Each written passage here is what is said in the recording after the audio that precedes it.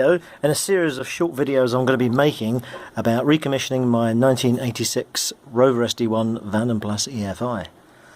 Now this car's got air conditioning, standard, it's got the cruise control, it's automatic, so there's a lot of pipe work and a lot of things to plug in and unscrew. I'm going to now, well, as you see, I've already started stripping it down. Is the valley gasket I'm doing next. There's a bit of a bulge at the back of it, so I'm going to have to check the crankcase ventilation system.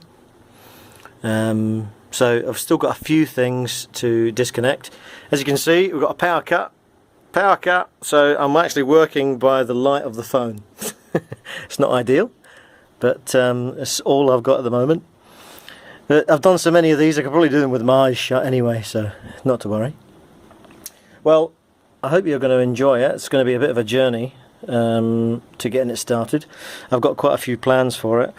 I've already got some Teflon braided fuel hose, so that's going to go through the majority of it. I'm going to show you about testing some of these kind of things. This is the extra air valve, so we'll give that a test.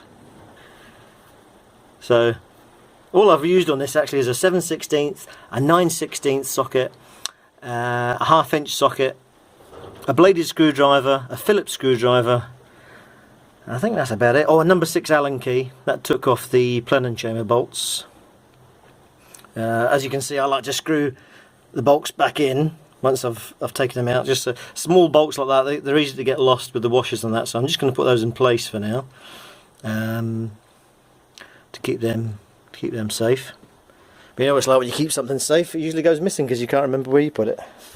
But I've screwed them in there. So the other job I'm going to do is I'm going to do all the injection system, replace some of this tubing, redo the injectors, reseal them. I'll show you all that as well. But it's also a personal diary really for the car. So, but you'll be involved in it. So as you can see, look, it's all shiny bits, a lot more shiny stuff. So I'll clean all that up. I'll test each injector, so I'll show you that as well. Put it on my test bench. I'll show you that. It's the plenum chamber. Take all the throttle linkage apart, get all that cleaned up. It's actually in good condition already. It just really needs, as I said, a recommission. So I've also got myself a proper hose, airflow meter to plenum. Goes in the back of the plenum there. Pop that in there. I've got the original air filter on it. I've also got an big ITG filter, but I won't be using that. Keep everything standard, really. That's on this car anyway. As you see, I'm going to use the original air filter box. I'll test the airflow meter. I've got a new one, so if anything goes wrong, I'll just swap it straight out. I'm not going to mess around. But I'll test that. I've looked through all the cabling. The cabling's all in good condition. As you see, look, this is my bonnet prop. Brilliant bonnet prop. Look at this. State-of-the-art broom handle. I've got the gas struts, but as any SD1 owner will know, they invariably work. It depends what the weather is. So there's some of the wiring. The plugs are in really good condition. All the rubber boots are really good. There's no cracking, and the plugs are all in good condition. The wiring is not hard. The wiring's still nice and soft. It's got all its heat covering as well, so that's good. You see the valley gasket there. It's a bit bulgy.